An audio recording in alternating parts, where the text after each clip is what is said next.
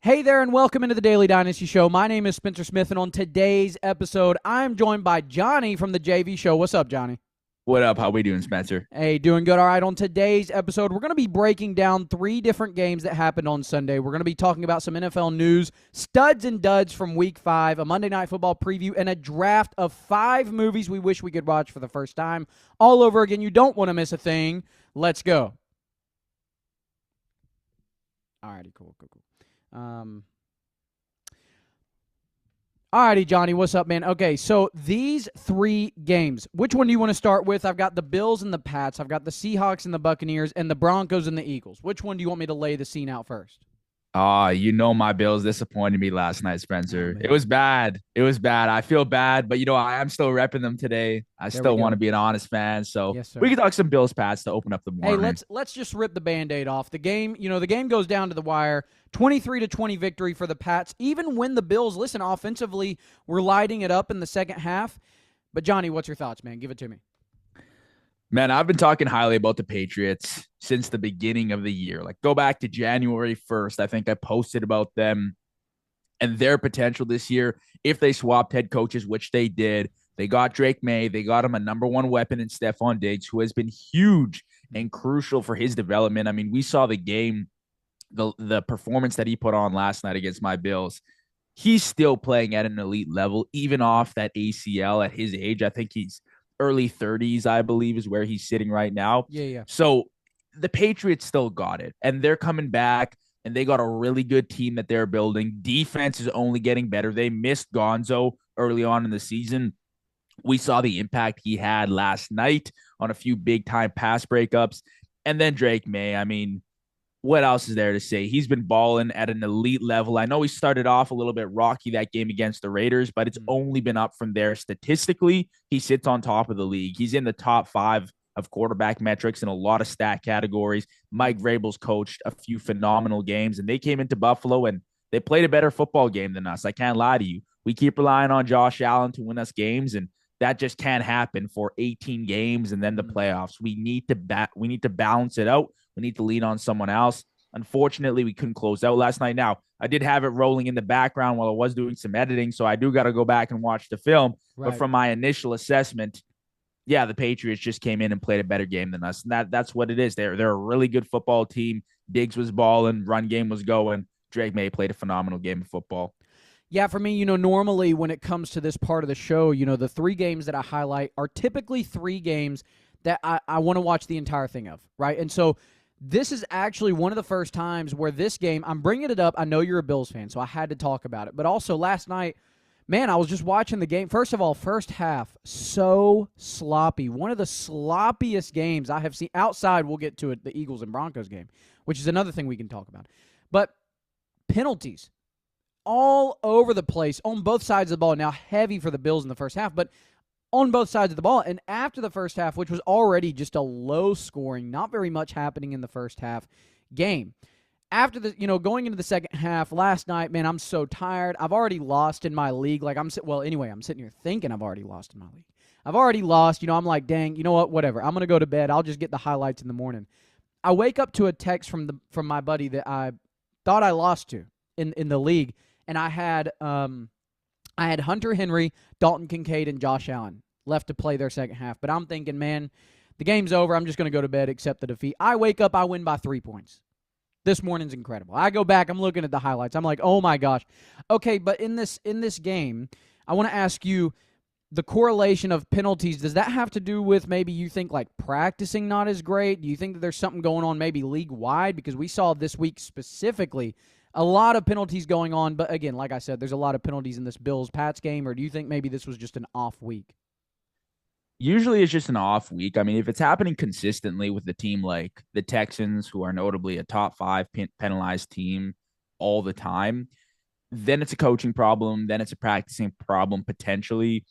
But in this case, I mean, I haven't really looked at our penalty stats all year long, but I'm going to assume that it was just a one off. And it really depends what the penalties are, too. I think this week, and I'm sure we'll talk about Eagles Broncos right away, there were, I don't know, 5 or 6 pre snap penalties. Like, that's self inflicted wounds, right? Like, you're imposing that on yourself. That's a problem in house that you need to figure out whether it's illegal formation or it's offsides, whatever it is. You got to figure that out. So it really depends what the penalties are, but I can guarantee you that set us back for sure. The turnovers too. Josh Allen with the interception. It just can't happen, especially in these tight games. Divisional battles are always going to be harder too, right? Like I'm not going to write that off, but it was a good game from the Pats. And when you make mistakes that hurt yourself, it's hard to come back from that in the NFL because games are going to be one score. These are tight games. It's a tight league. No matter who you're playing, the games are going to be competitive. And before we move on here from the Bills, Pats, I want to ask you as a Bills fan, what do you think of their receivers? Because last night I'm watching the game and they had some fun moments here and there, but none of the receivers really, I mean, Shakir had maybe some moments, but none of the receivers really stood out in this game, and to be specific, in some of the recent games is like a game wrecker. I mean, do you think these are all wide receiver twos waiting for their wide receiver one? Do you think there's a wide receiver one in this bunch waiting to break out? What's your thought of the receivers here? Yeah, we don't have a number one. And I've said that from the beginning. And honestly, I think the Bills as an overall team are very average. Like, I don't think we do anything special. I don't think we do anything crazy or we shock anybody. All we got going for us as far as extraordinary talent is Josh Allen. We got some key playmakers on defense. We got some good players on offense that we can work with. James Cook is really good. Yeah. We got some guys, Shakir, Coleman. We can work with them, Kincaid. They do good work for us, but it's not like we have an Eagles offense out there or a Broncos defense. Like, we're really just a pretty good team that banks on a performance from Josh Allen week in and week out. And when we don't get that, we don't look anything more than a little bit above average, which is what we looked like against the Patriots. Now, defense did pretty well last night. I thought for the most part, I mean, we held them to 23 points. Solid. I mean, we could have had a better game overall for sure, but we are banking on Josh Allen a lot. That's what this team, that's what this franchise does. And it's unfair to say that we're a quarterback injury away from being a 4-10 team, because that's the case for a lot of teams. The Ravens right now, Bengals, right? Yes.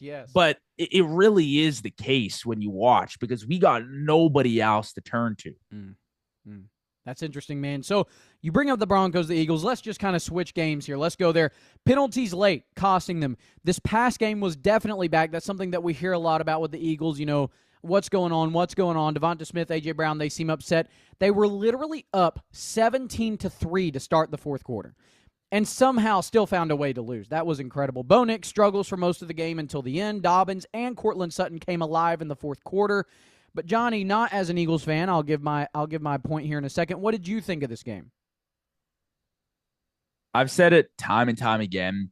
Teams that perform late usually win. It's all about how you finish in the league. You can start and have a phenomenal first quarter, first half, first three quarters, but just like we talked about with Bills Pats, these will always be close games. When you win by more than 2 scores, you really have had to dominate the other team. Yeah. So you're up 17-3. End of the fourth quarter, that game, that lead, it's not safe, evidently. And the Broncos, they caught Philly asleep. The problem with Philly yesterday, was the penalties, hurt themselves, didn't turn over the ball, which is fine, but it's the forcing of the pass game. Jalen Hurts can pass the ball, evidently. We've seen it time and time again. We've seen him throw for 300 yards, 3 touchdowns. We've seen him have big Super Bowl performances. I don't think he needs to prove that to anyone. But Patullo, Sirianni, the coaching staff, they bought into whatever the media was saying, whatever the fan base was saying and concerned about, and they passed the ball nonstop. I mean, forcing deep shots on second and third down when you just needed a first down and to move the ball. Early on in the game, they're bluffing guys across the formation. They're finding them in the flats. They're getting that rolling. That eventually set up a big Saquon Barkley touchdown because they were going to the flats, the short passes so often, they could find them downfield. That's what succeeded for them. That's what helped them move forward in the game. And then at the end, it was just straying away from your identity. I think Barkley had 6 carries yesterday. He was averaging 5 yards per carry. I mean, it was an all or nothing type of game from Patullo in that offense. Jalen Hurts did what he was asked to do. He was asked to throw the ball, and he did it. 3 for 280 yards, a few touchdowns, had a great game. But they need to figure out what their identity is, and that's leaning on the run game, pass the ball. And if A.J. Brown or Smitty's disappointed, Well, you got 5 options on the offense. Somebody's going to be disappointed. Is it going to be Goddard, Barkley, Smitty? Like, come on, right? He made so many incredible passes. Jahan Dotson down the sideline that was called Yes. out. Oh my Smitty on gosh. 4th down that was called back for the illegal formation by Barkley. So many things you can turn to, but at the end of the day, the Broncos closed it out and they didn't. And I think this is good for Philly. Get humbled a little bit, and that Yes. hungry mentality is now going to come out. Yeah, and I agree. I think the offense just seems like it's very reactionary the last couple of weeks because we see, okay, the first 2 weeks, they're winning, I mean, in large part because of their running game. There's just no doubt whatsoever. And then in week 3, it's this quick turnaround because some players might be aggravated. They're not getting in the pass game. What do you know? A.J. Brown and Devonta Smith, I believe, but maybe it was just A.J. Brown and Devonta Smith was close. But, maybe fact check me or not. I believe they each had 100 yards in that game, but I could be wrong. Maybe it was just one of them. But either way, they both had a really, really good outing. I know A.J. Brown, I think, had 100 yards. But I know they each had a really good outing in week 3. Then in week 4, it goes back to a run-heavy offense where they barely beat the Bucs. And then we see in the media just 2 days before this game, A.J. Brown and Devonta Smith are not happy. Devonta Smith is being quiet about it while A.J. Brown is tweeting about it. So they're both not happy with this pass game. What do you know? We go into this game, and it's just passing all over the place. And again, we know that Jalen Hurts can do it. Like, there's nothing that he has to prove, but I'm with you. What's the identity? Why can we not stick to something? And why are we seeming reactionary when we don't have to be? It's our team. It's our game. Guys, this is the other thing. A.J. Brown puts out that tweet after the Week 4 win. And, to me, I was really confused by how can you be this upset? I understand you want the ball in your hands. But here's something that I was pointing out last week. If the narrative is true, because we're hearing this, you hear this when players get upset. If the narrative is true that they want to trade A.J. Brown in the offseason, whatever, if it's true or not, that would be crazy. This man is not ring chasing. This man doesn't care about the money that the Eagles gave him, that Tennessee was never going to give him, the Super Bowl opportunities that the Titans never would have gave him. Instead, he just wants the ball in his hands more. And if it's that bad where he feels like he needs to be traded, that would be crazy. We see in this game, again, they got to force feed him because they're getting reactionary. And, man, let me ask you, do you think the narrative of an A.J. Brown trade is true, or do you think that the narrative of an A.J. Brown trade is just the media being the media because they think that they're upset? Probably a little bit of both, but I've heard so many A.J. Brown trade rumors since he arrived in Philly. I think the media tends to attack A.J. Brown and Hurts and whoever is in Philly, really, with these trade rumors and these random stories and whatever it is for clicks, right? So I don't know how much I buy into it. I mean, last year with the book and him complaining, they ended up winning a Super Bowl, and it ended up being all right, an all right outcome for Philly. So I don't really buy into it. I think a lot of it is the media going after a story just for clicks or views, which is great, right? They get it. They grab they grab the people's attention with the big headlines. I don't know. I don't know if I buy it.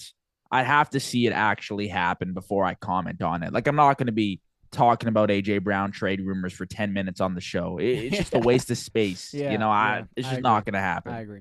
Yeah, and I think, when we come back to this game in specific, I think that the Denver Broncos defense coming out of the half, maybe they saw something and they weren't able to enact on it till the fourth quarter, but it was like they It was like they figured the Eagles out. Like, they were able to shut them down. A 17, and again, completely shut them out. Now, say what you will. I think that penalties are tough. I mean, as an Eagles fan, I'm trying not to do this myself. Were there some late penalties that definitely didn't get called, especially that missed PI call on Dallas Goedert towards the end that would have let the Eagles be on the 2-yard line? Clearly pass interference in my mind. Yes, and maybe that could have allowed the Eagles to come back and win the game right there, literally on the last drive. But there's so many things before that the Eagles didn't do that really cost them this game. So I don't think that Eagle or that penalty at the end necessarily was the game sealer. It definitely didn't help. But yeah, it was tough. There's a lot of things that the Eagles missed. A 17-3 lead in the fourth quarter is tough to lose on. But man, that Denver defense, we heard it all week. We've heard it all year. That Denver defense is serious. That Denver defense is for real. Speaking of another game here, last one that I want to speak on before we kind of move on here to some NFL news, the Seahawks and the Bucs. The Seahawks only had 9 possessions in this game, which I found interesting. The Buccaneers simply find ways to win outside of all the injuries that they've dealt with. And, man, what a game from both sides of the ball. For both teams, honestly, both teams down the stretch had 6 plays of 20 yards or more in this game. Sam Darnold versus Baker Mayfield, Jackson Smith and Jigba versus Emeka Egbuka, both OSU alum. What did you think of this game? I saw so many tweets saying it was like prime Brady and Manning, and it really did feel like that for like 60 or maybe 59 minutes, I would say. Yeah. Sam Darnold balled out. I mean, game of his life. He had, 4 touchdowns, way more than 300 yards. I mean, Man. I watched Sam Darnold, and I know he threw the bad pick at the end of the game, which essentially lost them the game. But he really is a baller, and he's resurrected his career. And I think Seattle made more than a right move to move off Geno and go to Sam Darnold. He's got to be the future. He's constantly making game-winning plays. And I get it. He had some playoff struggles. And I feel like his great year last season is overshadowed just a little bit by the last few games of the season. You know, he had Detroit in that regular season one, and then he lost to the Rams in the playoffs. The protection really wasn't that great in that game. And I'm not saying Sam Darnold had the game of his life there either. I mean, he did, look a little worse than we had seen last year in those few games, but I do think that there's a lot of potential with Sam. I mean, he's moving in Seattle. The way he extends plays and he finds ways to get the ball in the end zone, and even on scramble plays, he's throwing darts downfield, 30, 40-yard bombs. I think we saw one to Torrey Horton yesterday and back of the end zone in a crucial part of the game. So I thought he was phenomenal, but again, you get out-dueled by a quarterback that's been balling for a few years now in Tampa Bay and Baker Mayfield. Absolute dog. My favorite player to watch every Tampa Bay Bucks game this year has been Cinema. Literally everyone. Yes. What are they now? 4-1. They could be 5-0 right now. They matched up against Philly. Not the greatest game, but they could have won that game. Definitely winnable. Yeah, for sure. Bottom line, this Bucks team is really, really good. Now, the defense, they'll have their good games. They'll have their off days. It happens. But Baker Mayfield, man, phenomenal play. I think he had an 88% completion percentage yesterday.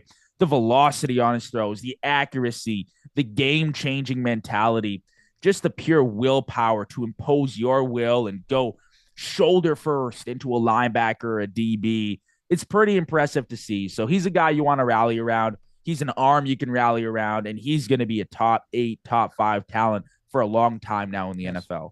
Yeah, man, I love that game. Like you said, Sam Darnold, game of his life, man. And both of these guys, Panthers former QBs, resurrecting their careers, and we're really seeing it right here. Man, I love it.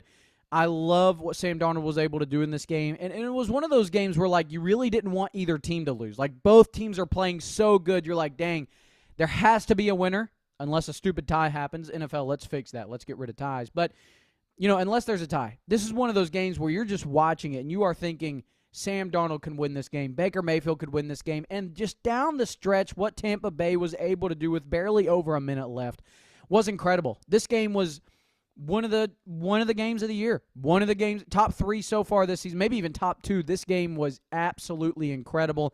I loved it. I love watching Jackson Smith and Jigba. I love watching Emeka Egbuka. And in this game, just to see them both really do their thing was so fun to watch. So fun to watch. And before we move into some of the NFL news, I did just kind of bring that up on accident, but I do want to get your opinion here on the spot, off the dome.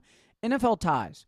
Are you with it? Are you against it? And if you're against it, what would you tell the NFL to do? I don't know why they haven't adopted the college rules. I'm from Canada. I watch a little bit of Canadian ball. Even the CFL has better overtime rules. I just don't understand why ties are even an option as a result in these NFL games. I know overtime in the playoffs, you're going to find a winner, right? You can't tie in those, but it is brutal. I mean, my satisfaction levels just drop. I go to bed feeling so uneasy. And the fact I have to look at a Cowboys and Packers -1 on that record for the rest of the season, it just bothers me. Like, I cannot believe that the NFL, a league and a business that does so well with marketing and revenue, and it is shocking to me that they haven't taken the opportunity to make overtime one of the most exciting parts of the game. Like, you're just praying that it's not a tie at this point. it's pretty brutal. Even the NHL, I mean, they shortened it to 3-on-3, and then you got your shootout. College football, you start at the 20, go down to the 2-point conversions. How has it not been changed? I Yeah. don't get it. And how fun would that be? You just brought up NHL. How fun would that be? Okay, this is something I was bringing last week was why don't we not even have like an overtime time? Like I understand NBA has overtime time, right? Like it's shorter, right, than obviously a normal quarter, but they keep going until there's a winner. There's not going to be a tie in the NBA. So if you want to do that, okay, fine. My thought process was similar to college football. No time. It doesn't have to be the exact college football, but you just brought something up that I'm just now thinking. What if there's a number of overtimes? Let's say there's 3, right? Like 3 or 4. We'll say 4. If we get past the 4th overtime, now you've got a kickoff.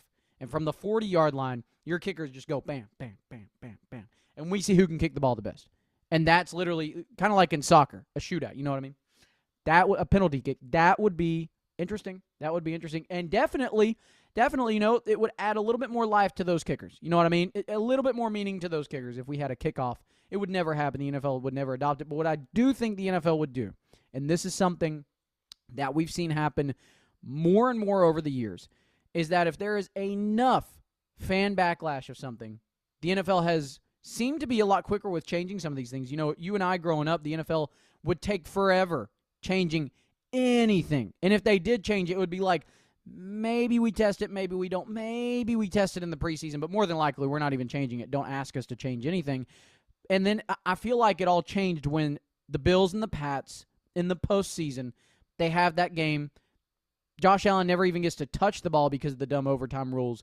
And that really sparked the change of at least the postseason overtime being changed. So I think if there's enough fan backlash, and definitely with that Packers-Cowboys game, I feel like anyway, a lot of people are getting fed up with a tie in the NFL. I mean, that one specifically, that game was incredible to watch. And the fact that it had to end on a tie, like you said, the satisfaction level, it just, man, it goes way down. So, yeah, looking at a tie, I mean, is definitely unfortunate. Definitely unfortunate. I hate it. But, man, I think that so long as there's enough fan backlash, they could change it. But let's move into some of the NFL news that we've heard, or just news anyway, in the football realm, if you will. This is beyond weird. And, again, if we have any insights that we want to dive deeper in, we can. If not, we'll just kind of move on to the next segment after this. But beyond weird, UNC football staff reportedly has been directed by Bill Belichick to not post or repost anything related to the Patriots. So, of course, would mean Drake May. That's definitely odd. The Broncos were 1-12 in franchise history when trailing by 14-plus points on the road in the fourth quarter. They came back from a 14-point deficit in the fourth quarter against the defending Super Bowl champs, and this was a historic, insane comeback by them. Of course, we already talked about this. The Cardinals, they didn't pass a single time on their final drive before punting to the Titans with 1:50 left, in which they drove down the field to win. Kyler was asked if that upset him. He said, quote, "You just trust the play call," end quote. This is something I wanted to ask you. I think he mentioned last week that maybe it was the new practice facility or new facility, something that's happening in 2028. His reaction was, "I hope I'm here to see it." Kyler Murray and the Cardinals, do you think that Kyler Murray will be here 3 years from now? And how do you feel about Kyler Murray with the Cardinals? Probably not. I'd go with my gut feeling here and say probably not. I said Kyler's probably not a franchise guy earlier on in the season. There's just some guys that got it, You watch Herbert, you watch Josh Allen, Lamar, Mahomes, Baker, Stafford. Like, these are franchise guys that can win you games consistently, consecutively, without a doubt. Without batting your eyes, that they're going to clutch up, put together a 2-minute winning drive, and that's it. End of story. With Kyler, you don't really know. You're going to get performances like this where game's on the line, you're up few scores, and you just can't close out the game. I think earlier on in the season, I think maybe on a Thursday night football game, they had a game-winning drive, and Kyler clutched up, and people were, applauding him, and, well done on Kyler's part, but that's not a consistent thing with Kyler, and I find that the inconsistency, it's too bad to be a franchise quarterback. I love my franchise quarterbacks without a doubt in my mind to go out there and efficiently produce a game-winning drive. And I just don't think I got that with Kyler. So as far as being there in 3 years, I think they'll pull the plug before that, to be honest with you. This Cardinals team, I mean, the way I'm at a loss of words. Like I honestly don't even know what to say about how they lost. That play with Cam Ward where he throws the pick, it fumbles, it's kicked into the end zone. Yes. DeMarcado, who we will get into. Oh yeah. We're doing fantasy studs and duds today. Yes. Like, oh my goodness. I don't even understand what happened. To be fully transparent, I turned off the game when it was 21-6 because it was a blowout. The Cardinals looked really good. The offense was moving, only to go back and see the highlights. And I was like, well, now I got to rewatch this whole game. Like, it was brutal. So, oh my gosh. Long story short, that was a real detailed explanation, but I do not think he'll be there. I think they'll pull the plug. Well, let me ask you this, and it kind of goes back to an old question: does size matter? Kyler Murray is 5'10". Bryce Young is 5'10", and those are really short quarterbacks. All right, we're talking really short. Because short quarterbacks, by the way, like when people are thinking of, okay, that's a pretty short quarterback. You know, are they going to actually be able to get it done? You think of maybe Jalen Hurts, right? Like Jalen Hurts is 6'1". You have guys maybe right at 6 foot. I think Russell Wilson is right at 6 foot. Jalen Hurts is 6'1". Those guys are like on the shorter side because your average quarterback is going to be about 6'3", 6'4", and anything above 6'4" might be above average, right? Like you have, I believe Josh Allen is 6'5". I think Trevor Lawrence and Justin Herbert are both 6'6". So those guys are like really tall. But your average quarterbacks are around 6'3", 6'4" in the NFL. Shorter guys are going to be about 6 foot, 6'1". And then you got Kyler Murray and Bryce Young, who Bryce Young clearly never made it to playoffs yet. Kyler Murray, the only playoffs that he has made it to. They got demolished by Matthew Stafford and the Rams a few years ago. So my question is this. When we're looking at quarterbacks who, yes, in college were able to get it done, they're a little bit shorter, but Bryce Young's whole thing is he's so smart. He's the Steph Curry of quarterbacks, right? Kyler Murray's whole thing is he's so quick, he can move, he's mobile, and he's got a good arm for his size. Is the size really an issue when it comes to quarterbacks? And I have my opinion, but I'd like to hear yours first. It definitely is. You go to a league where guys are just massive. I mean, you got 6'5", 6'6" O linemen that are standing in front of you. It definitely plays into the game. I think I heard Brock Purdy talking about his reads and seeing over the line and not being able to see the play 40%, 50% of the time. It plays in for sure. If you're athletic enough and you're just flat out good enough to get it done, who cares, right? Like if you're 5'10", but you're a Super Bowl winning quarterback, I don't really care. But that happens almost never or never. I'm about to say, have we seen that yet? Have we even seen that? Like the prototype quarterback is your tall 6'5", 6'6" quarterback, a guy like Daniel Jones or Herbert who's been balling.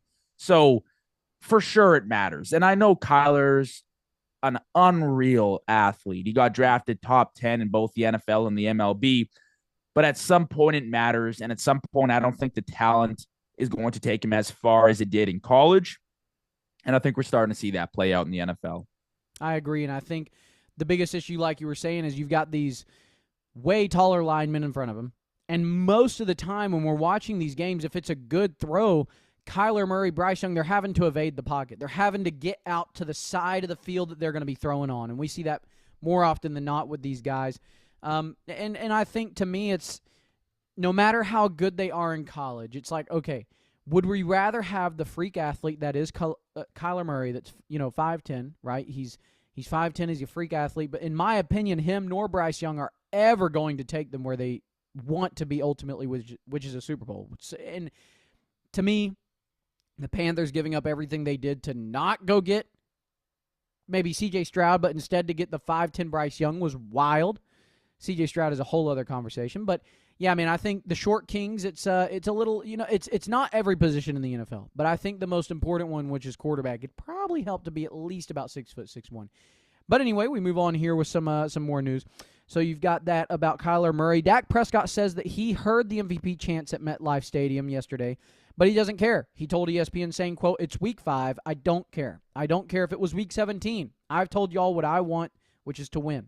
The team goals. Right now, the success and the continued success is going to happen, and it's just a beneficiary of all the guys in that locker room," end quote. When it comes to MVP chants and when it comes to Dak Prescott, I said this last week, As an Eagles fan, I definitely believe that Dak Prescott, year in and year out when he's healthy, at least needs to be in the discussion. I think the biggest point, though, is you have to be a winner. Joe Burrow last year, if it was just who's the best quarterback statistically, would have won, right? It is what it is. Statistically, he was incredible last year, but the team was what? They won 8 games, I think, last year, 7 or 8 games. They were a losing team. So if you're the best player on a losing team, you're not the most valuable player. But Dak Prescott, if the Cowboys are able to end on a winning note, they've got 9 or 10 games, they're a playoff team. The way Dak Prescott plays, is he, in your opinion, worth being in the MVP discussion? Discussion for sure. I don't think he'll win it. I said it yesterday on the show. He's playing MVP caliber football right now, despite them being, I think they're 2-1. Yes. That ridiculous tie like we just talked about.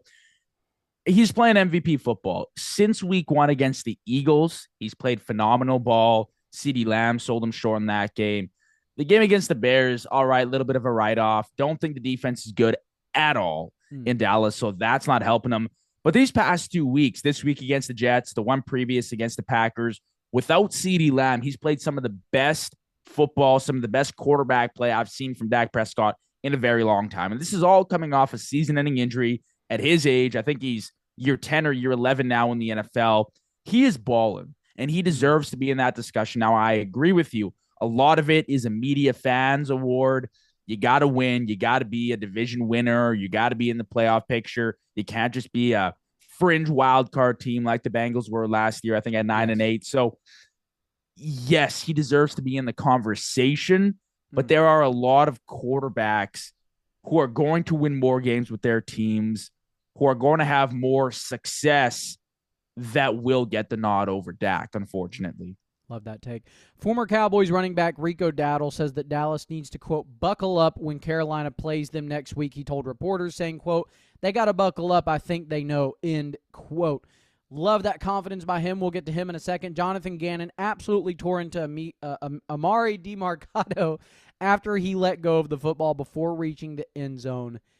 And, man, you know what? I want to get into that more and more when we talk about the duds, but let's get into the studs and duds of Week 5.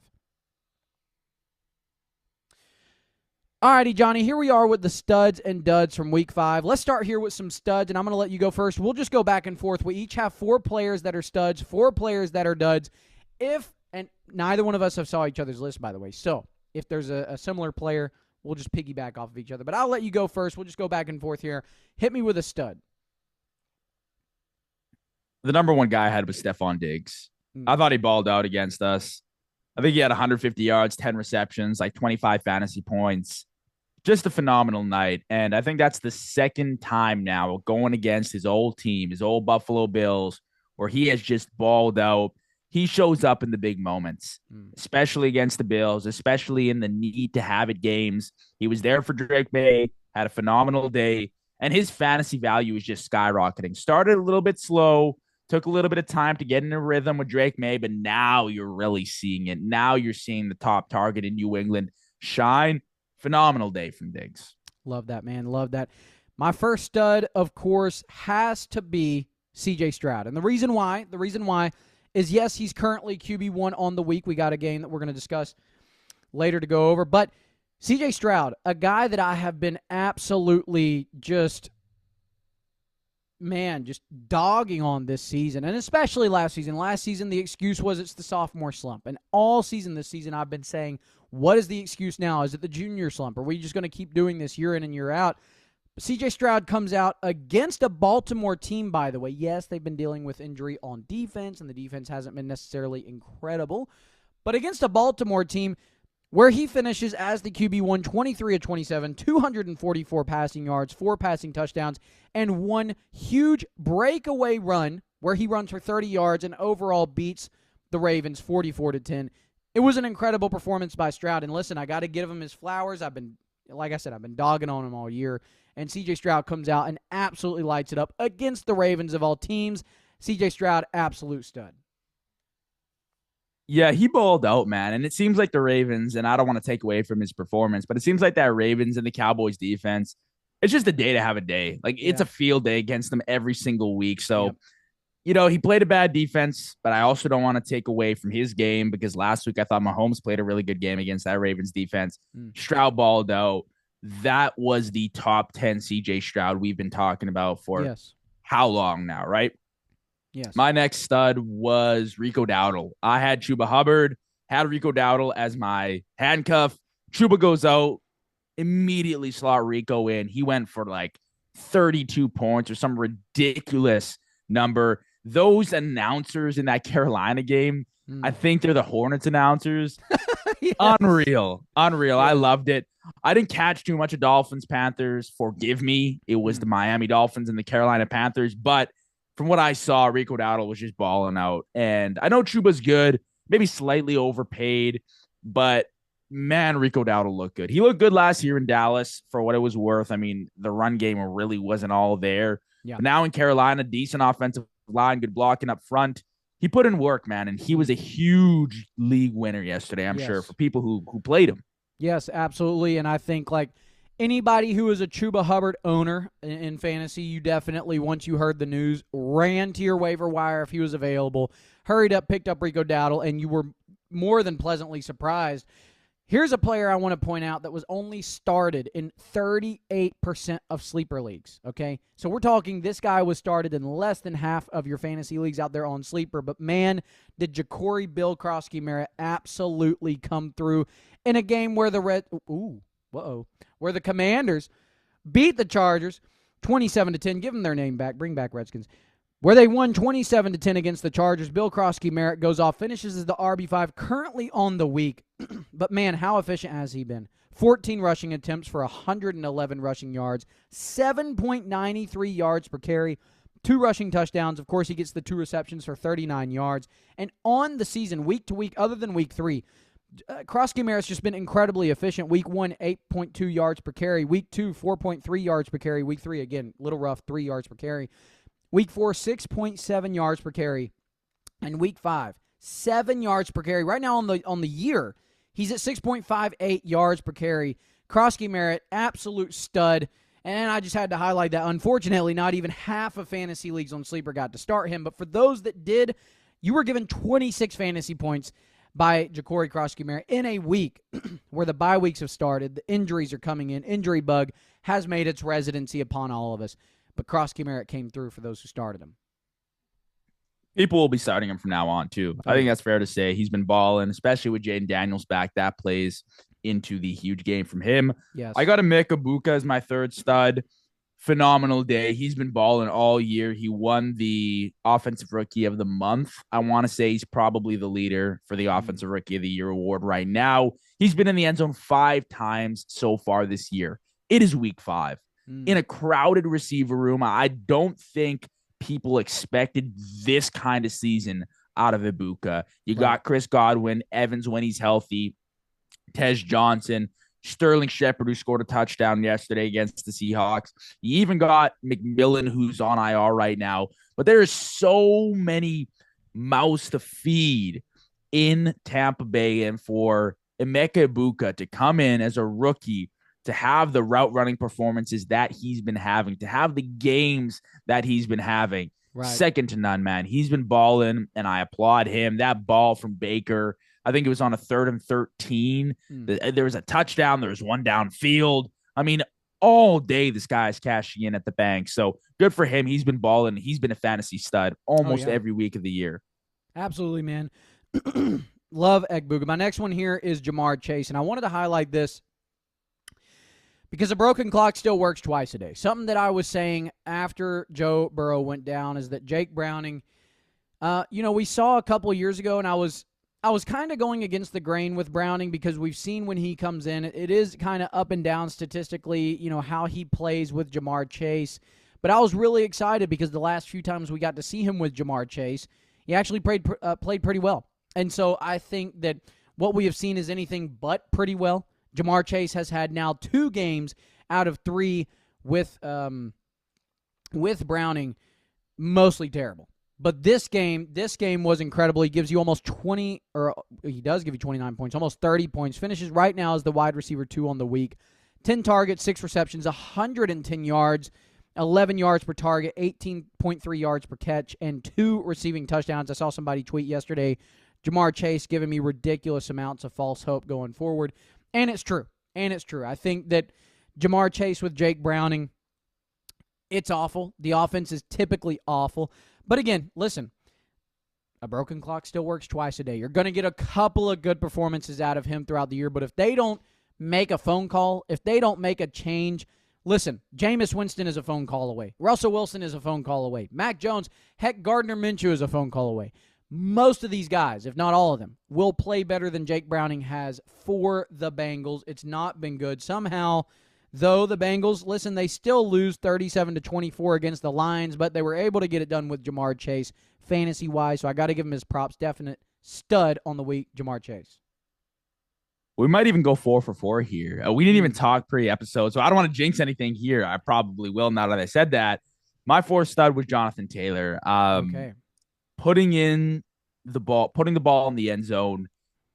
He just got a knack for it, man. I think the Colts defense played a huge part in JT's big day. He balled out, man. Every time I was looking on the screen, end zone, score. That Colts offensive line, those pulling guards in the center, disgusting. Something I don't want to be a part of as a defense. I don't think he had too many yards, to be honest with you, for the big performance he had. But just the scoring aspect for fantasy football, phenomenal day from him and that Colts offensive line. They've been balling. That team, well deserving of a 4-1 record. They should be 5-0. Yes, and you know something about Jonathan Taylor. A couple of years ago, I want to say when I started Daily Dynasty Show back in its infancy, if you will, one of the bigger videos that I uploaded was Jonathan Taylor's RB1 finish in 2021. So I want to say it was going into the offseason going into 2022. It was actually the worst numbers-wise RB1 season since Devonta Freeman in 2015. So it was a very low RB1 season. And I think what we're seeing out of Jonathan Taylor right now is he is on pace to break the records of his RB1 season in 2021. So even if he doesn't end up RB1, there was a lot of factors, a lot of nuances, a lot of context that led him. I mean, Derrick Henry and Christian McCaffrey in 2021, I think, went down just after a few games. And Derrick Henry, he was averaging like 29 points a game or something crazy for fantasy that season. So had he played, he would have had a historic season in 2021. But nonetheless, Jonathan Taylor still played good enough to become the RB1 that season. But again, it was a low RB1 season. What we're seeing right now is a season that they feature him like crazy in the red zone for the end zone. Jonathan Taylor's just really getting his this season. But yes, the other reason I was smiling is because we are going to go for 4 for 4 here. A.J. Barner, A.J. Barner of the Seahawks, tight end, is my last stud here, currently sitting as the tight end 1 on the week. 7 targets, 7 receptions, 53 receiving yards, and 2 receiving touchdowns. This is something about A.J. Barner, A.J. Barner for the Seahawks tight end, that he's been used a lot in the end zone. He's got 4 touchdowns on the year already. 1 touchdown in week 2, 1 touchdown last week, and 2 touchdowns this week alone. Currently sits as the tight end 10 on the year, but he's been getting utilized a lot more the last couple of weeks. He had 3 targets last week, 7 targets this week, and A.J. Barner, especially as a tight end, by the way, who for dynasty purposes is only owned in 46% of leagues. He's owned even less in redraft leagues. He was started in 12% of sleeper leagues out there. So if you are in a fantasy league, it had to have been a deep league, but you were pleasantly surprised when you were gifted nearly 25 fantasy points by A.J. Barner. 4 for 4 with the studs, and I wonder how we're going to do with the duds here. Start us off here with the duds, Johnny, for week 5. Yeah, we're not going 4 for 4 here. There were some big-time duds that I'm sure we're agreeing on. Okay. Number 1 has to be DeMarcado. What the hell were we watching, man? Honestly, I was a big owner of James Conner, a big owner of Trey Benson, and became a big owner of DeMarcado because that Cardinals offensive line has proven that they're a really good unit in the past. Yes. Cardinals tend to run the ball quite a bit. They get in the end zone. What were we watching? Honestly, I look up at the screen, I see the 70-yard touchdown run. I've won my league. Yeah, not so fast. Come on, man. And I'm so happy Gannon ripped into him because that was absolutely I mean, how unbelievable. many times have we seen in college, in the NFL, what are Yep. we doing? How many times do you have to be told, hey, guess what? Hold on to the ball until you get Yeah. through the end zone. What are you doing? It's not cool. Nobody thinks it's cool that you're letting it go feet before the end or the moment you get in the end zone. Well, I don't understand it. Johnny, what is this? I don't understand what is going on with players, why they are doing this. Yeah, I've never understood it either, Spencer. And once again, cost me a fantasy win, whatever. Like, Yeah. whatever, right? Yeah, I yeah. can get over it. But just an unreal sight. Like, I was watching and my jaw just dropped. Mm. And that honestly started the trickle effect of the downfall of Arizona yesterday against the Titans, which Yes. is hilarious, Yes.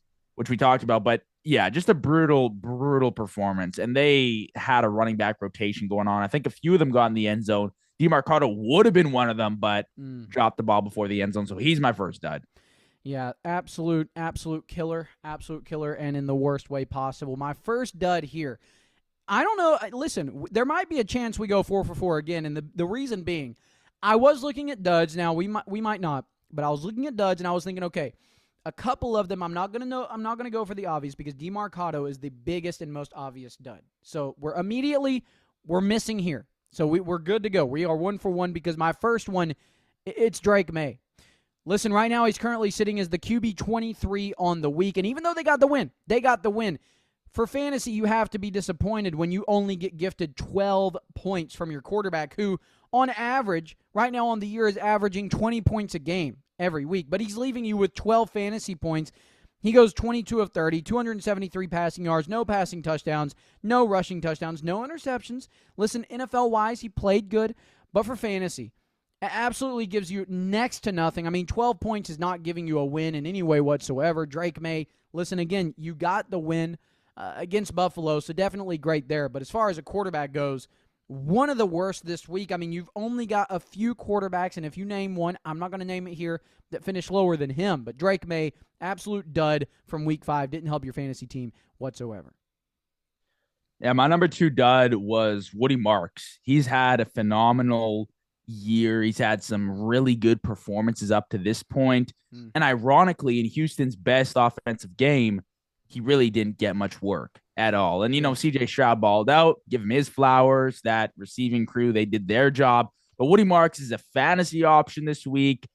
Probably disappointed a lot of people. I don't personally own any shares, but I'm sure a lot of people had him starting. I don't know what his start percentage was, but yeah, it wasn't the best performance from him fantasy wise, Yeah, I think my next dud here is James Cook. And listen, James Cook gave you 4 points. And in a week, oh, brother, in a week where I literally sent, in all honesty, it actually was a pretty solid trade for me. I mean, I didn't hate it.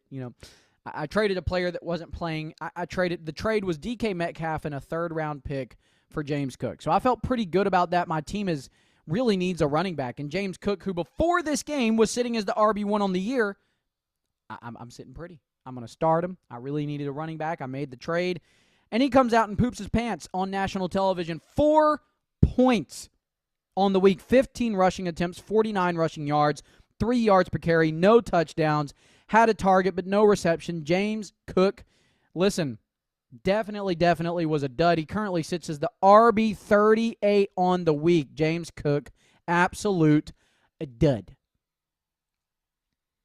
Yeah, my next guy, too, was a running back that we probably expected to have monster games this year. Derrick Henry, huge dud. Unfortunate that Lamar is now out. You saw that Houston defense literally licking their chops, salivating, saying, please run the ball. They were stacking the box. They wanted Cooper Rush to throw the rock because they knew that was their weakness. And Derrick Henry was really all they got to bank on. I think he had like 9 points. This is a guy you're banking on to get 16, 17, 18 to 20 points weekly, and you're just not going to get that, especially with Lamar out, especially with the way that they run him in big games. So not only a dud this week, but in previous weeks as well, he hasn't been up to standard. And it's not his fault. He's had his fumbling problems, whatever. Yes. But it really hasn't been his fault as far as the usage goes and the injuries to Lamar. Yeah, I mean, I got to agree with you. My next dud here is Quentin Johnston in a game where so many people, just week by week, Quentin Johnston has been putting on killer performances. To be honest, it was this week where does he finally come back to earth? It has the first few weeks of the season, has it been a mirage?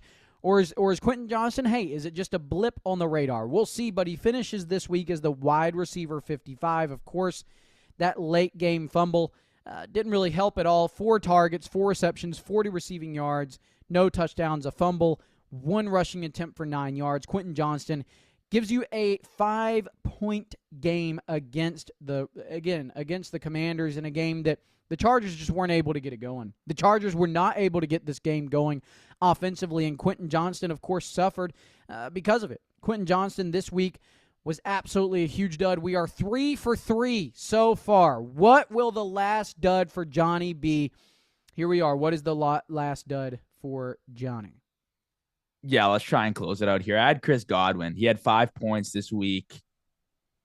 Look, he's a guy that you draft injured to start the season. You feel like a genius. You're like, yes, I'm going to stash him. Yes. He's going to come back, perform big time for me. That's usually the case. But with Emeka Egbuka showing up, with Egbuka having the season he's got, and you got Mike Evans there. I understand he's injured right now, but it's pretty disappointing that he's putting up 5 points fantasy-wise, of course. I mean, he's contributing with the team and yes, helping them win. But as far as fantasy purposes go, I just don't think he's had so many injuries. He's kind of falling behind with all the receiver talent they're bringing in. He was the dud this week. Yes, absolute dud. And we are going to go 4 for 4. I just realized we are going to go 4 for 4 because my next dud here was Mark Andrews. This guy, talk about dud-a-lee. Dud, finishes as the tight end 32. And on the year so far, he's the tight end 15 only because of one great performance against Detroit. What is going on with Mark Andrews this year? Right now, he's the tight end 32, 3 targets, 2 receptions, 22 receiving yards, no touchdowns. And again, Mark Andrews has just, maybe he was limited. Maybe he was limited because of this backup being in for, the Ravens. Of course, Cooper Rush having to play. So maybe that could have been it. That can be the excuse this week. And we know that Cooper Rush is going to have to play again next week as well. So, we'll see. We'll see. But Mark Andrews, a huge, huge dud. 8 for 8. Let's go. Didn't share show notes. That was incredible.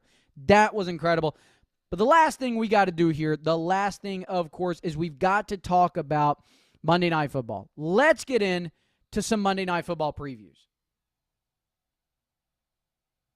Okay. Yes, here we are. Okay, so you've got the Jaguars going against the Chiefs. 3-1 Jaguars, 2-2 Chiefs. Johnny, what is the storyline for you in this game? Well, it's going to be Andy Reid versus that Jags defense. That Jags defense has forced, I think, 13 total turnovers so far this season. They've been balling at an elite level. And then Mahomes, obviously, I believe they got Worthy playing, right? Like he was back last week. I'm assuming he's in this week. They got their offense almost at full health. Obviously, they want Rashee Rice back as well in a few weeks. But it's going to be that offense and how they can perform against one of the better defenses so far this year. So that'll be interesting to see. I'm looking forward to seeing the Cohen versus Reid matchup because I think Liam Cohen's had a pretty phenomenal start to his coaching career, his head coaching career in Jacksonville. So for me, that's the big storyline. Nothing big fantasy-wise. I don't think I have too many shares in this game, to be honest with you. Okay. But that'll be the name of the game. It'll be that Chiefs offense versus that Jags defense. Mahomes versus whatever that defense has coming his way. That'll probably define the game's outcome. I like it. Yeah, with the Jaguars, I'm very frustrated, just to say the least. I'm going to be honest with you with this passing game from the Jaguars, and the name is Shane Waldron. I'm so frustrated with this passing game, and I'm going to get into it more on tomorrow's episode, talking about Brian Thomas Jr. And we'll see how it goes tonight.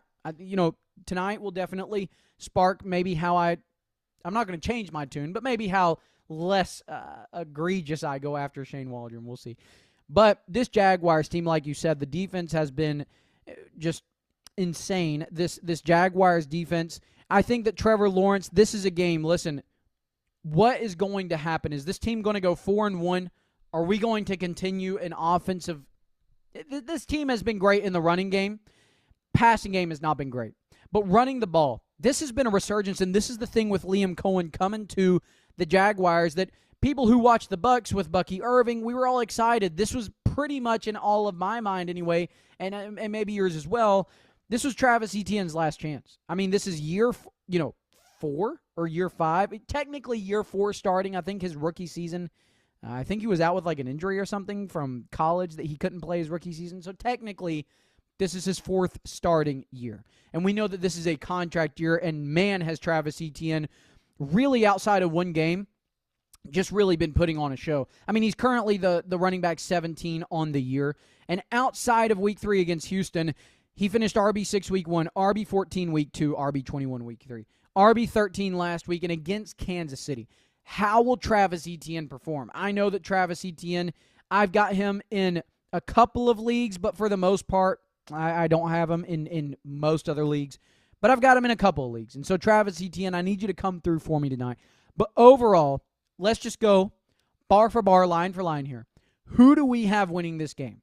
The Jacksonville Jaguars or the Kansas City Chiefs? I'll start. I know I've been going with you, but Johnny, I want to let you end this segment before we get to the draft.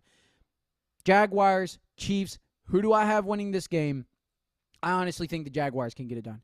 I think this defense can stop the Chiefs' offense enough to allow this running game to drain the clock, the Jaguars' offense to do enough to win this game. So I've got the Jaguars winning this one at home, advancing to 4-1. Honestly, I think it'll be close. I'm probably going to give the nod to the Chiefs here. I do think that Chiefs defense will be a tall task for Liam Cohen's offense. Like you said, passing game with BTJ, Travis Hunter, they haven't been absolutely everything we expected. So we'll see if they can get that going. But I think this Chiefs defense will do wonders against the Jags, and they'll stop them, and they'll, cause them a lot of trouble tonight on Monday Night Football. So I do think that the Chiefs will pull away, but I don't think it's crazy to say that the Jags upset and go to 4-1. Yeah, and I want to ask you, too, you brought up something about, this Jaguars team. Do you think that this passing game with Brian Thomas Jr., with Travis Hunter, do you think that maybe it's just a little off this year, maybe more as the season goes, we'll see a little bit better? Do you think that it was wrong of the Jags to pick Travis Hunter where they did? Or do you believe that he truly is that guy as a receiver? We just need to see some better coordination, and hopefully going into year 2, we'll have a better, a leap from Travis Hunter. I've always kind of questioned whether or not Travis Hunter is truly elite at either cornerback or receiver. I don't really know. Honestly, I didn't watch enough college film from him. Okay. I was kind of waiting to see what happened in the NFL, how the transition would work, how he would factor in both offensively and defensively. So I don't know. I think it is more of a coordination thing right now, so early on. But we'll see. Only time will tell. We'll see if BTJ and Travis Hunter can both get work as a 1-2 punch in that Jags offense. I'm sure they'll figure it out. But right now, yeah, it seems like a little bit off. Something's not working there because Travis Hunter, you watch and it's almost like he's a ghost sometimes. Yes. I agree. And I think, with Travis Hunter, I mean, to me personally, I think it is a coordination issue. I mean, again, that's just me. I think it's a coordination issue, but we'll see. We'll see. Time will tell. And as far as time goes, it is time for the draft. So we will be drafting 5 movies that we wish we can watch for the first time all over again. Now, we haven't showed each other's notes. This is just, you've got your list, I've got mine, and we're going to go back and forth. We're going to do a snake draft. So just like fantasy. So, Johnny, I'm going to let you go first. Okay, so you'll get the 101, but then I'm going to pick twice, and then you'll pick twice, and then I'll pick twice, and we'll go until we've each got our 5 picks. We haven't seen each other's draft, but Johnny, what is the first movie you wish you could watch for the first time all over again? And why? Maybe throw in the why there. For sure. I don't really know the parameters or the rules of this segment because I don't necessarily have a movie for my number 1 pick, but it's more so a series. Okay. The Harry Potter series, man. It's got to be my number 1. I've watched it time and time again. It's a classic. Everybody loves it. Just watch it all 8 movies. Man. If you want me to pick one, it'd probably be the last Deathly Hallows, I think part 2 or something like that. Okay. It's a phenomenal series. I'm not sure. Honestly, like you said, we didn't communicate this prior, so I don't know if I've seen any of yours or you've seen any of mine. No, But if no, you no. haven't seen it, I strongly urge you to go check it out. It's timeless, man. Absolutely everybody I talk to loves it. Yes. Phenomenal series, and I would love to rewatch it for the first time again. Yeah, so I've seen 7 of them. I've not seen the last one. So my wife is a huge Harry Potter fan. So when we first met, I was the Star Wars nerd, which is my first movie I'm going to point out.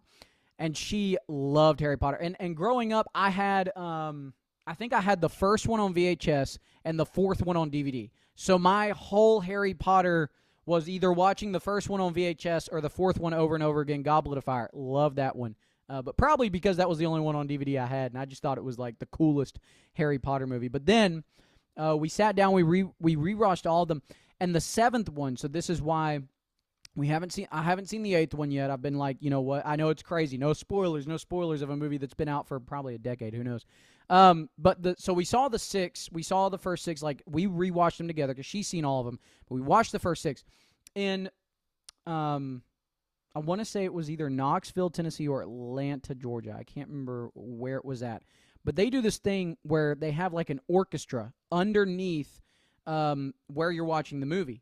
And the score has been taken out of the movie. So while you're watching the movie, you're watching and you're hearing, like, obviously the movie is playing on the screen above the orchestra way down below. But while you're watching it, there is a live orchestra, a live concert band playing the entire score of the movie the entire time. So I got to watch the 7th movie in that environment. And, bro, it was like one of the coolest things. That was a gift from my wife that we got to go do that. And so that was like one of the coolest things. But, yes, I've seen 7 of the 8. We'll see the 8th one soon, so, we'll see how it ends. But my first one is Star Wars Episode 3. I'm a huge Star Wars nerd, but I don't know if you've seen all the Star Wars movies or not, but I love Revenge of the Sith. It's probably, it's up there with Episode 6 for me as, like, my top 2. As a kid, I loved Episode 6. It was, like, just the coolest one of the original 3. But then, as I got older, Star Wars Episode 3, every time I watch it, I'm like, Anakin, don't do it, don't turn. Anakin, don't do it, don't. But obviously, he's got to become Darth Vader, so it is what it is. But man, Episode 3, it's the coolest. Shout out to my brother Aiden. I told him we were going to do this segment, and he was like, I bet I can guess what your first one's going to be. I said, go ahead, and he said that one, and I said, I guess you'll have to find out. So Aiden, good guess there. But my next one here, so I don't know if you've seen it.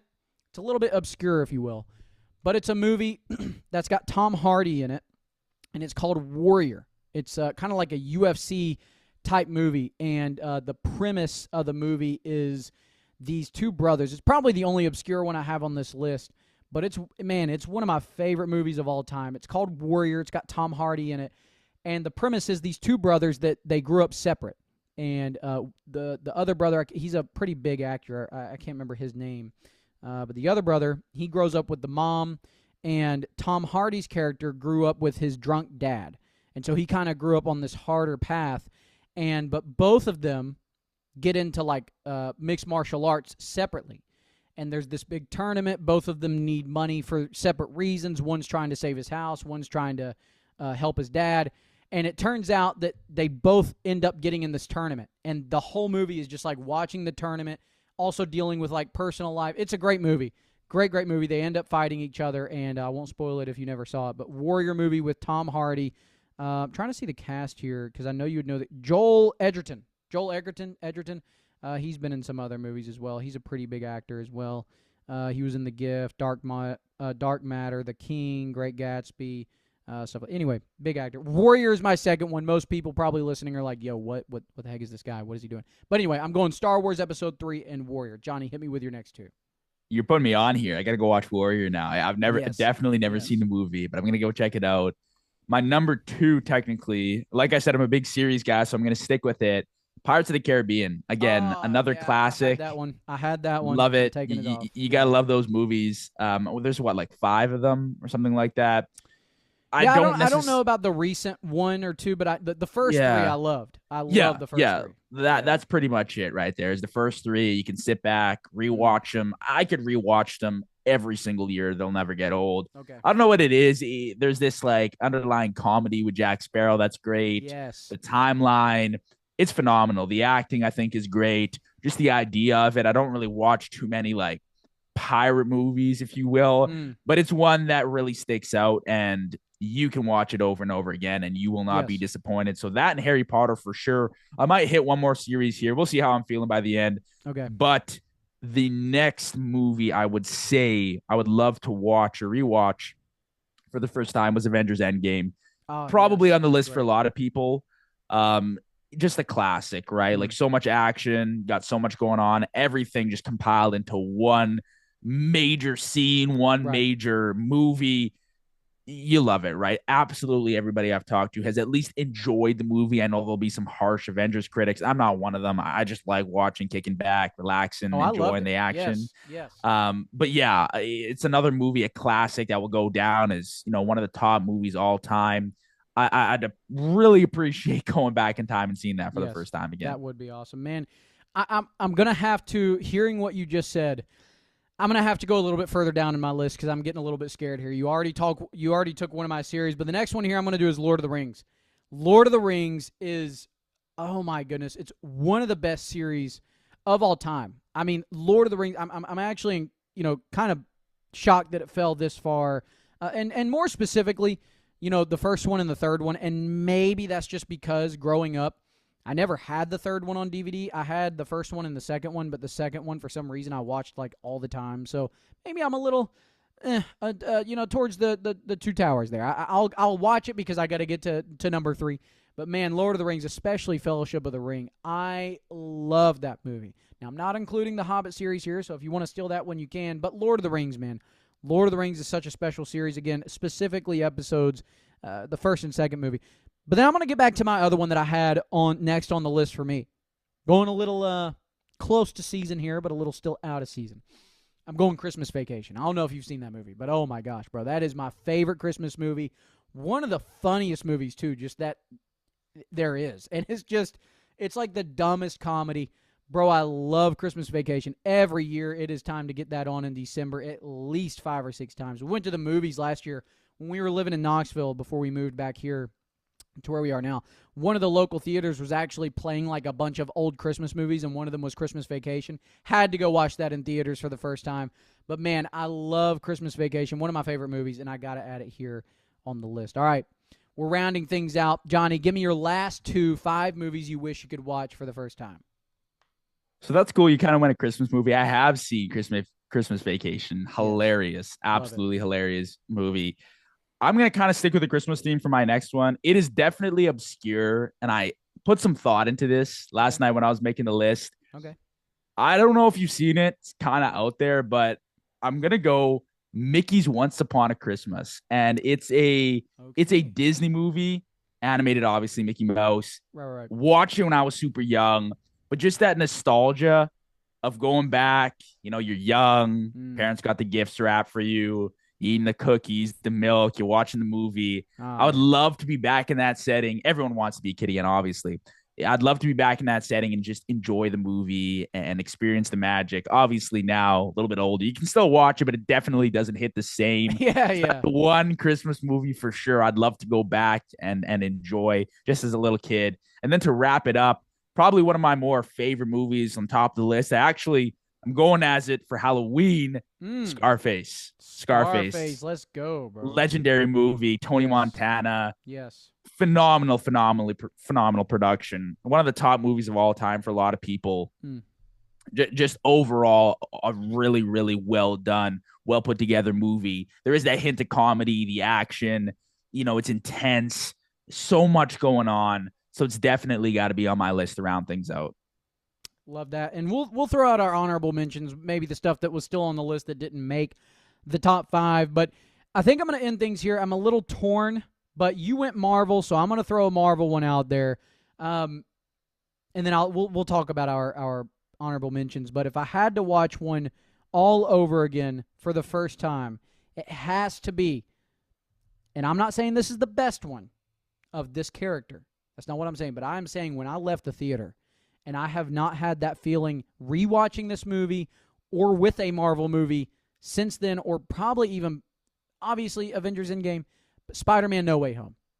That movie, when I left the theaters, because you hear some of the stuff that you were hearing before the movie, it just seems like, yeah, but there's no way. There's no way they're going to be able to get Andrew Garfield. There's just no way. There's no way they're going to be able to get Tobey Maguire. And, man, oh, man, I remember when I left that movie, bro. I was just so hyped. Spider-Man No Way Home, if I could watch it for the first time all over again and get those feelings all over again, bro, I totally would. But that's how I got to end it. That's how I got to end it. Spider-Man No Way Home. Let's talk about some honorable mentions. I'll throw the rest of my list out here to you. I had The Matrix on there. Great series, but the first one is by far the best. I feel like 2 and 3 are good. I never saw the one they remade, they didn't remake it. I guess the fourth one that they made a couple. Never watched it. I always felt like number 2 and 3, although they had cool moments. I think the first one, I don't have anything to back this up, just from the person who watched the movies here. I think the first one came out as like the ending of it doesn't call for a number 2 and number 3 movie, but it can. But I think the movie did so well, they were like, well, we got to run this back. So episode 2 and 3 to me in the first 3 Matrix always were subpar to number 1. The first one was incredible. Inception, got to throw Inception out there. Man, that movie was just such a crazy movie to watch. Dumb and Dumber, obviously got to get that in there. Scary Movie 3, that was my favorite of the scary movies growing up. But Scary Movie 3, absolutely hilarious. Dodgeball, another hilarious one. If you can dodge a wrench, you should be able to dodge a dodgeball. Liar, Liar with Jim Carrey. Love that one. Zathura. I don't know. That one's a little obscure. Don't know if you ever saw that one. It was a Disney movie, but it was basically like Jumanji, but it was a board game movie just called Zathura. So that one on there as well. And my last one was Superman 2025, the movie that came out this summer. I walked away from that one. It was just a great movie. It was a great movie. A lot of hope in that movie versus the previous Superman movies, and definitely one of DC's best movies in a long time. So definitely loved Superman 2025. Yeah, I had a few very similar honorable mentions here, which is crazy to see. Like, we pretty much went almost 5 for 5, I think, with the movie selection. But as far as honorable mentions for me, I had the Hunger Games series. I really liked that series. Oh, yeah. Watched it, I think, on my trip last year, a few years ago. I thought it was a really good series. Spider-Man No Way Home was definitely on my list as well. I think it is for a lot of people. Inception, probably my favorite movie of all time. But the reason I left it off, a little bit confusing the first time I watched it. Yeah. So I was like, I would like to go back and watch it, which I have multiple times. But the first time I was just a little bit lost, a little bit out of sorts. I was like, it definitely what's going on here? You got to kind of watch it a couple times to really get, and that's just Christopher Nolan movies. So 100%. What it is. So, but still, probably my favorite movie of all time. And then I really like the Jumanji remake with Kevin Hart, Dwayne The Rock. So those 4 definitely in my honorable mentions. Love that. Well, Johnny, I really appreciate you being on today, man. This was so fun, so fun. Johnny, tell them where they can reach you, man. Yes, sir. You guys can reach me at The JV Show, pretty much on all platforms, YouTube, Instagram, TikTok, Spotify, Apple Podcasts, even Facebook, man. Wherever you need me, you can find me. The JV Show or some spinoff of that. I think the YouTube is The Real JV Show. So I appreciate if you can toss me a follow there. Thanks for having me, Spencer. Absolutely, man. Well, hope you guys enjoyed today's episode. If you did, just leave a 5-star written review. You can follow Daily Dynasty Show on TikTok, Twitter, YouTube. Leave a 5-star written review wherever you're listening, Apple Podcasts, Spotify. It's a free way to support. And until the next episode, see ya.